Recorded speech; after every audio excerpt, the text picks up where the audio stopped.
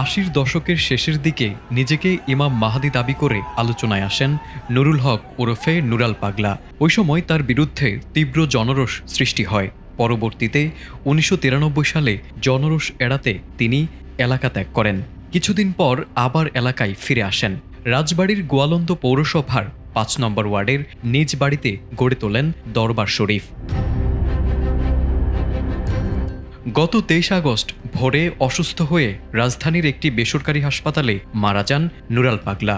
সেদিন সন্ধ্যায় এলাকাবাসীর অংশগ্রহণে তার প্রথম জানাজা অনুষ্ঠিত হয়। পরে ভক্ত অনুরাগীদের অংশগ্রহণে দরবার শরীফের ভেতরে দ্বিতীয় জানাজা শেষে রাত ১০টার দিকে তাকে মাটি থেকে প্রায় ১২ ফুট উঁচু স্থানে বিশেষ কায়দায় দাফন করা হয়। পবিত্র কাবা শরীফের আদলে তার কবরে রং করা হয়।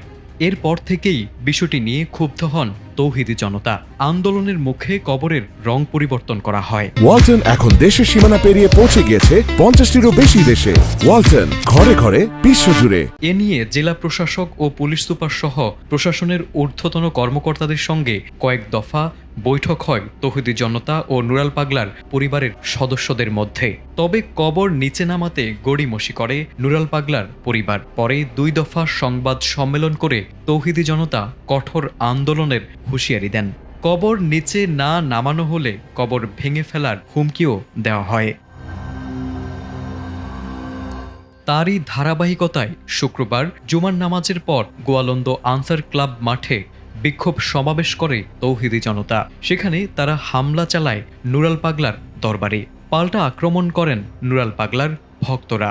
ইট পাটকেল নিক্ষেপ সহ তুমুল সংঘর্ষে দুই পক্ষের শতাধিক মানুষ আহত হন।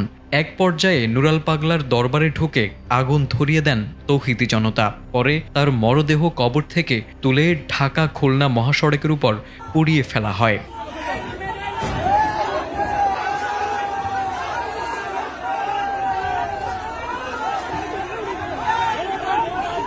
এদিকে অন্তর্বর্তীকালীন সরকার এ ঘটনাকে অমানবিক ও জঘন্যতম অপরাধ আখ্যা দিয়ে বিবৃতি দিয়েছে।